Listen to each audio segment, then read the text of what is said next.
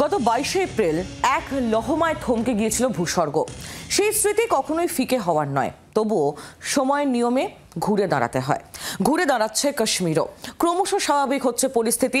পুঞ্চ সহ বিভিন্ন জায়গায় খুলছে দোকান বাজার। সাধারণ মানুষ তারাও বাইরে বের হচ্ছেন। আংশিকভাবে স্কুলও খোলা হচ্ছে ভূস্বর্গের একাধিক জায়গায়।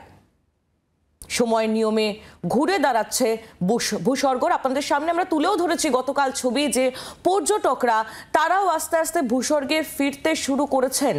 বেশ কয়েকজন বাঙালি পর্যটকের মুখোমুখিও হয়েছিলেন আমাদের প্রতিনিধি, সেই ছবিও আপনাদের সামনে আমরা তুলে ধরেছি।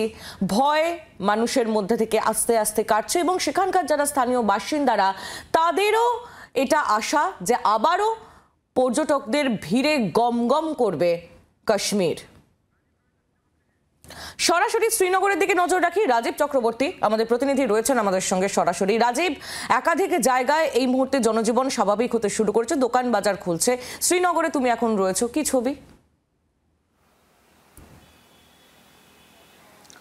দেখো, শ্রীনগরেও একই ছবি। এখানে দোকান বাজার খুলছে, পথে ঘাটে মানুষ নেমেছে, নিত্যদিনের তাদের কাজকর্ম যেগুলি করতে হয় করছে।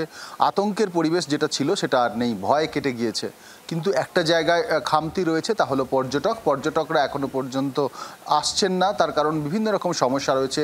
প্রথমত বিমান চলাচল এখনো স্বাভাবিক হয়নি এবং বেশ কিছু সমস্যা রয়েছে। এবং সবথেকে বড় কথা, মানুষের মনে যারা পর্যটক, যারা বেড়াতে আসবেন ওই উপত্যকায় ভূস্বর্গে, তাদের মধ্যে এখনো একটা বলা যেতে পারে মনের মধ্যে একটা আতঙ্কের রয়েছে। সেই আতঙ্কের কারণেই সমগ্র কাশ্মীর জুড়ে, শ্রীনগর হোক বা পহেলগাঁও হোক বা যে কোনো জায়গায় হোক, আমরা গিয়ে দেখেছি যে সেখানে সব কিছু প্রস্তুত রয়েছে, শান্তি বিরাজ করছে, স্কুল কলেজ খুলে গিয়েছে, গাড়ি ঘোড়া চলছে, মানুষ আপ্যায়ন করবার জন্য, ওয়েলকাম করার জন্য তৈরি রয়েছে। কিন্তু পর্যটকদের দেখা নেই, এটা একটা পরিস্থিতি। কিন্তু স্বাভাবিক জনজীবন বলতে যেটা বোঝায়, তুমি যেটা বলছিলে, সেটা একেবারেই ছন্দে ফিরেছে। তার কারণ মানুষ তারা নিত্যদিনের কাজে বের হচ্ছেন, স্কুল কলেজ খুলে গিয়েছে এবং অন্যান্য কাজকর্মও চলছে, দোকানপাট খুলেছে। কিন্তু দোকানপাট খুললেও যারা খদ্দের হয়, যারা খরিদ্দার, যারা কেনাকাটা করে, তাদের অভাব বোধ করছে কাশ্মীর। এবং কাশ্মীর শহর একেবারেই তারা অতিথিদের জন্য হাপিত্যেশ করে বসে রয়েছে বলা যেতে পারে। এবং এই স্বাভাবিক ছন্দটা তোমার মনে থাকবে যে 22শে এপ্রিলের পর থেকে ধীরে ধীরে কিন্তু অস্বাভাবিক পরিস্থিতি তৈরি হয়েছিল এবং একেবারে অচল অবস্থা তৈরি হয়েছিল। সেই অচল অবস্থা কাটিয়ে এখন কিন্তু ছন্দে ফিরছে এই উপত্যকা। এবং উপত্যকার সব জায়গাতেই আমরা ঘুরে দেখলাম ছন্দে ফেরার কিন্তু তাল বোঝা যাচ্ছে। মানুষজন তারা স্বাভাবিক যেভাবে ছিল কাশ্মীর, সেই কাশ্মীর। আমার পেছনে ডাল লেক, আমি তোমাকে দেখাবো যে ডাল লেকে এখন একেবারে সবই একেবারে নিঝুম ডাল লেক। সেখানে শান্তি রয়েছে, রাস্তাঘাটে গাড়ি চলছে।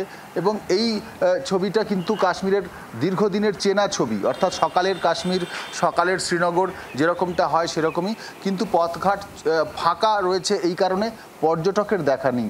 এবং তুমি দেখবে যে এখানে রাস্তায় যে দেখো তুমি, ই রিক্সা চলছে, নিত্যদিনের যারা কাজকর্ম করতে আসছেন তারা বেরোচ্ছেন। এই ছবিটা কাশ্মীরের অনেক দিন পরে হয়েছে। তার কারণ 22শে এপ্রিল যে ঘটনা পহেলগাঁওয়ের বৈশারণে ঘটেছে, 22শে এপ্রিল সেই ঘটনার পর থেকে ক্রমে পরিস্থিতি আরও খারাপ হয়েছে। অপারেশন সিঁদুর আমরা দেখেছি, ভারতের সঙ্গে পাকিস্তানের যুদ্ধ পরিস্থিতি তৈরি হয়েছে। তারপর স্বাভাবিক হতে অনেকটা সময় লেগেছে। যখন সংঘর্ষ বিরতি চলছে, সেই সংঘর্ষ বিরতি চলাকালীন কিন্তু পরিস্থিতি ক্রমেই স্বাভাবিক হচ্ছে এবং এখানকার মানুষ আশা করছেন খুব শিগগিরই আবার কাশ্মীরকে তারা যেভাবে দেখেছেন, আমরা যেভাবে কাশ্মীরকে চিনি, আমরা যেভাবে কাশ্মীরকে দেখে অভ্যস্ত রাজীব, ঠিক সেই ছবি আবারও ফিরে আসবে, চেনা ছবি আবার ফিরে আসবে, এমনটাই সকলেই চাইছেন এবং অবশ্যই কাশ্মীরের বাসিন্দারা তো চাইছেনই। তুমি আমাদের সঙ্গে থাকো, আপনাদের সামনে তুলে ধরবো পুঞ্চ সহ বিভিন্ন জায়গায় দোকান বাজার খুলেছে, সাধারণ মানুষ তারা বাইরে বেরোচ্ছেন, নিত্য প্রয়োজনীয় কাজকর্ম করছেন, স্বাভাবিক জনজীবন। কি বলছেন পুঞ্চের বাসিন্দারা, শোনাবো। डर तो बहुत लगता था कि कब गोलाबारी होगा तो इसके बीच आएगा, बहुत हमें डर लगता था। बहुत सर पूरा गांव खाली हो गया था, तो बाहर चले गए थे सर, तो फिर वापस ही आ गया। अब तो अमन और सुकून है देश में। हमारी यही गुजारिश है मीडिया वाले से और सबसे ये गुजारिश है, रिक्वेस्ट की जाती है, आज के बाद ये नहीं होना चाहिए। বাংলার আওয়াজ, বাঙালির আবেগ, জি 24 ঘন্টা।